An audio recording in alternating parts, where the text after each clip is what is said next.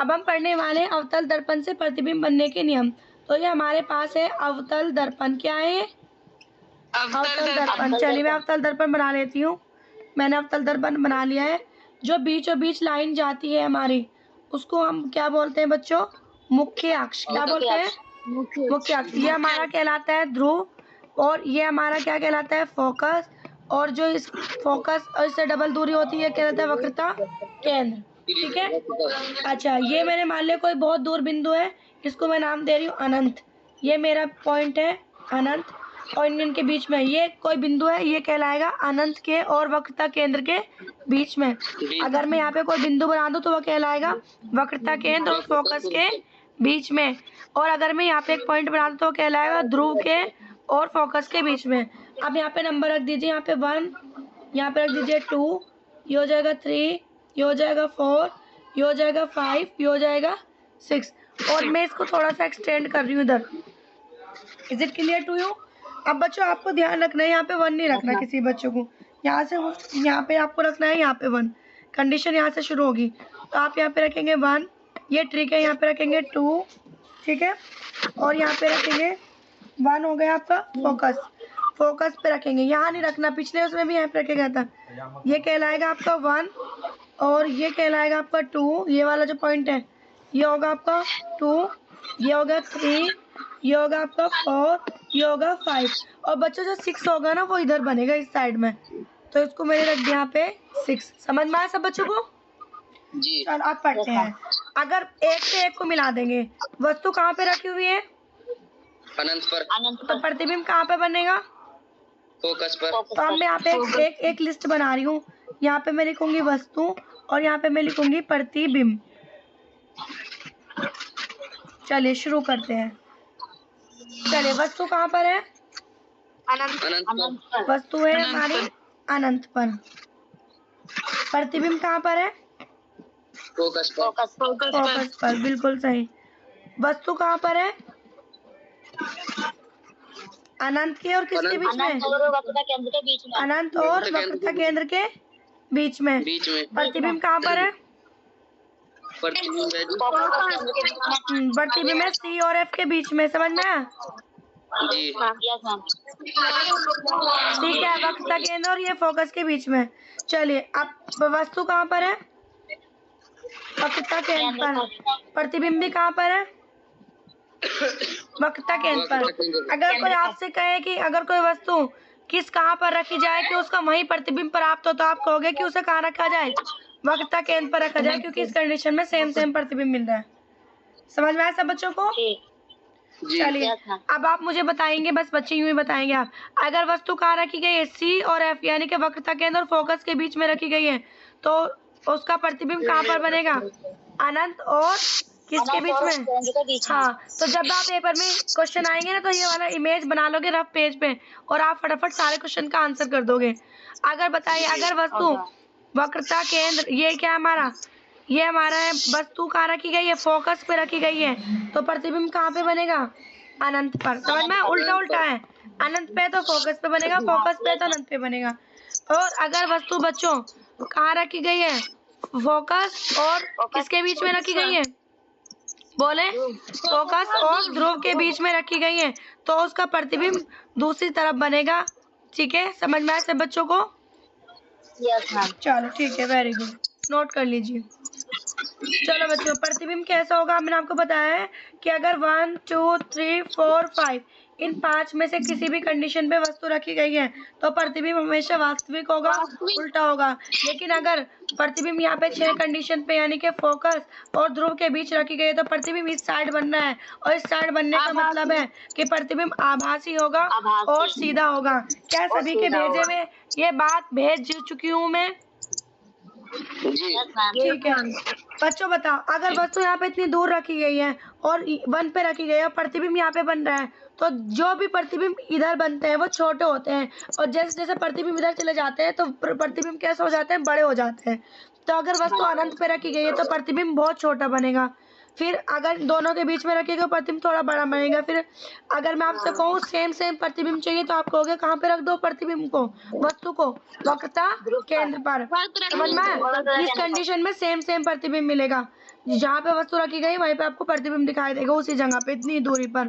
तो जैसे आप अगर वस्तु को आप जितना दूर रखोगे प्रतिबिंब उतना ही छोटा हो जाएगा, और जितनी पास रखोगे प्रतिबिंब उतना ही बड़ा हो जाएगा। सही बच्चों को ये चीज क्लियर हुई? बच्चों में आपको एक इमेज दिखाई है और ये एम्बुलेंस गाड़ी है, तो इसमें एम्बुलेंस लिख रहा है, उल्टा दिखाई दे रहा है, दिखाई दे रहा है नहीं दिखाई दे रहा सब बच्चों को? एम्बुलेंस उल्टा लिखा हुआ दिखाई दे रहा है या नहीं दिखाई दे रहा है? जी मैम। ठीक है। हमारी जो गाड़ी होती है, कार वार बाइक होती है, उनमें लगे होते हैं उत्तल दर्पण। क्या होता है? उत्तल दर्पण क्या होता है? कोई बहुत बड़ी चीज है, अब उसको देखने के लिए हमें बहुत बड़ा मिरर चाहिए, तो अब उतना बड़ा मिरर तो हम लगा नहीं सकते, तो हम वहाँ पे कौन सा दर्पण लगा देते हैं? उत्तल दर्पण। कौन सा दर्पण लगा देते हैं? उत्तल दर्पण लगा देते हैं। तो उत्तल दर्पण का काम क्या होता है? ये क्या करता है, ये जो बड़ी वस्तु होती है ना उसका छोटा इमेज बना देता है, छोटा प्रतिबिंब बना देता है। समझ में आया? ठीक है। और ये क्या कर देता है? चीजों को पार्श्व परावर्तित कर देता है, उल्टी कर देता है। जैसे तो मैंने तो बताया था ना, साइड में जैसे बी है, आपको मिरर में इस तरीके से नजर आता है। यही वजह है कि एम्बुलेंस में उल्टा लिखा दिखाई देता है, क्योंकि जो ये वाली गाड़ी का ड्राइवर है इसके यहाँ पे उत्तल दर्पण लगा हुआ है साइड में, तो जब वो पीछे से एम्बुलेंस आ रही है वो उसे दिखाई देगा उत्तल दर्पण के अंदर, तो उस प्रतिबिंब को वो कैसा बना देगा? आभासी होगा। और कैसा हो जाएगा? सीधा होगा। समझ में आया सब बच्चों को? जब वो आभासी होगा और सीधा होगा तो वो एम्बुलेंस लिखा हुआ उसे कैसा दिखाई देगा? जो उल्टा लिखा हुआ था पार्श्व परिवर्तित होके सीधा दिखाई देगा, तो वो क्या होगा? गाड़ियों को जगह दे देगा। सभी बच्चों को समझ आया? जी। तो अगर आपसे पूछो कि साइड के जो मिरर होते हैं, साइड के व्यू देखने के लिए जो मिरर होते हैं वो उत्तल दर्पण होते हैं या अवतल होते हैं, तो आप कौन सा आंसर करोगे? उत्तल। बिल्कुल। अभी मैं आपको स्क्रीन पर बी जो दिखाई दे रहा है वो उल्टा दिखाई दे रहा है, पलटा हुआ दिखाई दे रहा है। यही वजह है, अब आप इसे दर्पण में देखोगे। अब यहाँ पे समतल दर्पण है मेरे पास, मैं उसका इस्तेमाल करके बता रही हूँ। हो गया सीधा? यही वजह है कि पर हम उल्टा लिखते हैं। क्लियर है सब बच्चों को? चलो, ऐसी बढ़िया मैडम ना मिलने की तुम्हें। अब हम अवतल दर्पण के प्रयोग पढ़ते हैं। तो अवतल दर्पण के लिए हमें क्या चाहिए? उत्तल दर्पण चीजों को छोटा दिखा रहा है, तो अवतल दर्पण कैसा दिखाएगा?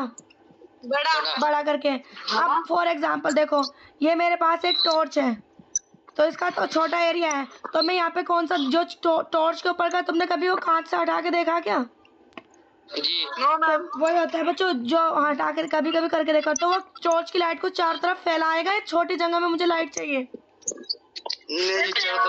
फैलाएगा, तो वहाँ पे मैं कौन से दर्पण का इस्तेमाल करूंगी? अवतल दर्पण का। समझ में आया सब बच्चों को?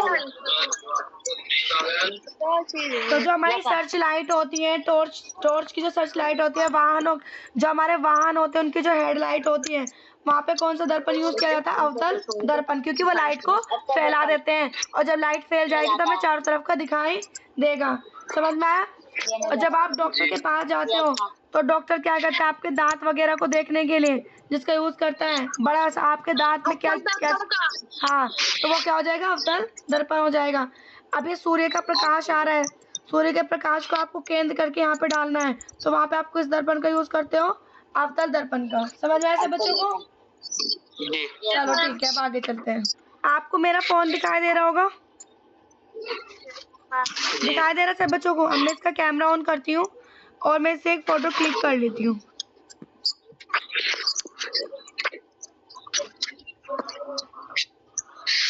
हो गई। अब मैं इसको देखती हूँ। अब बच्चों मैं इस फोटो को क्या कर रही हूँ? जूम कर रही हूँ। इस जूम करने को ही हम बोलते हैं आवर्धन। क्या बोलते हैं? आवर्धन। अब हम पढ़ने वाले आवर्धन के बारे में कि कोई, अब देखो ये वस्तु है, ये एक वस्तु है, इसका जो प्रतिबिंब बनेगा वो कितना जूम हो सकता है, कितना आवर्धित हो सकता है, कितना बड़ा हो सकता है, उसे हम बोलते हैं आवर्धन। क्या बोलते हैं? इंग्लिश में मैग्निफिकेशन। क्या बोलते हैं? मैग्निफिकेशन। इसे हम m से शो करते हैं। तो m बराबर होता है प्रतिबिंब की ऊंचाई। जो तुमने अभी प्रतिबिंब बनाया था वो कितने ऊंचाई का था? प्रतिबिंब की ऊंचाई। और दूसरी क्या होगा? या फिर क्या होगा? वस्तु। तो क्या हो जाएगा? बटे वस्तु की, बोलो सब बच्चे, वस्तु की नहीं बेटा, ऊंचाई की बात करें तो दोनों की ऊंचाई लेंगे। एक फॉर्मूला होता है, अगर प्रतिबिंब की ऊंचाई देखो, प्रतिबिंब की जो ऊंचाई है वो मैंने मान लिया, वो ये वस्तु जो है वो इसकी ऊंचाई है h1, कितनी है h1, तो प्रतिबिंब की कितनी हो जाएगी h2, तो फॉर्मूला हो जाएगा m बराबर h2 बटे h1। ये तो जब लगाएंगे जब ऊंचाई दी गई हो, और एक फॉर्मूला लगता है जब वस्तु की दूरी और प्रतिबिंब की दूरी दी गई हो, तो m बराबर हो जाएगा वस्तु की दूरी, पहले प्रतिबिंब आए तो प्रतिबिंब रखेंगे, प्रतिबिंब की की दूरी और बटे क्या हो जाएगा वस्तु की दूरी। प्रतिबिंब की जो दूरी होती है उसे हम बोलते हैं v, और वस्तु की दूरी को बोलते हैं u, तो फॉर्मूला जगह v बटे u। सब बच्चों को जी। चलिए अब आपको मैं कुछ ट्रिक बता रही हूँ किस तरीके से W लिख दिया, है। W लिख दिया, बाजी W नहीं लिखा, v u ही लिखा है, ब्रैकेट बनाया है।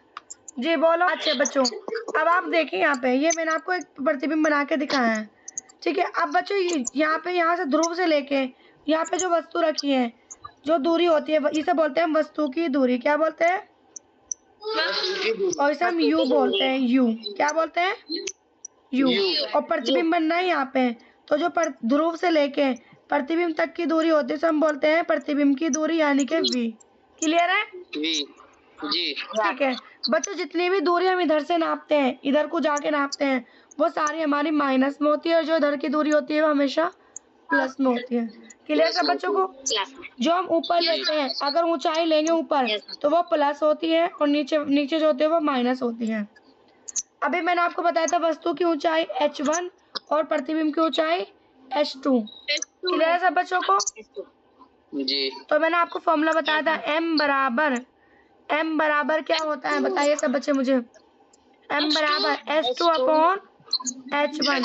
अब इधर देखो सब बच्चे, अब h2 कहाँ है? नीचे की साइड है, नीचे की साइड मैडम ने क्या बताया है? माइनस, तो हो जाएगा माइनस के h2, और h1 ऊपर की साइड है, हो जाएगा +1। तो फॉर्मूला आपका पास हो जाएगा m बराबर माइनस h2 अपॉन h1। समझ में आया सब बच्चों को? जी। चलो अब मैं एक चीज और बता रही हूँ, एक मैंने आपको एक और बताया था, m बराबर v बटे u बताया था ना। अब इधर देखो, जितनी भी दूरी नापते हैं, ये तो ऊंचाई है बेटा, ऊंचाई ऊपर नीचे देखते हैं, और दूरी इधर देखते हैं और इधर देखते हैं। अब इधर देखे सब बच्चे, अब बस v देखना है, v का यहाँ से लेके यहाँ तक की दूरी, तो इस साइड में है या उधर साइड में है? प्लस होगी माइनस होगी? बोलो। देखो इधर है बच्चों, इधर बनना है प्रतिबिंब, इस साइड में बनना है, ये ध्रुव के इधर बन रहा है, अगर इधर बनेगा तो माइनस होगी, और अगर इधर बनेगा तो प्लस होगी। तो बच्चों प्रतिबिंब बनना है इधर, तो कैसी होगी? माइनस, तो माइनस के v। और बच्चों वस्तु कैसी है?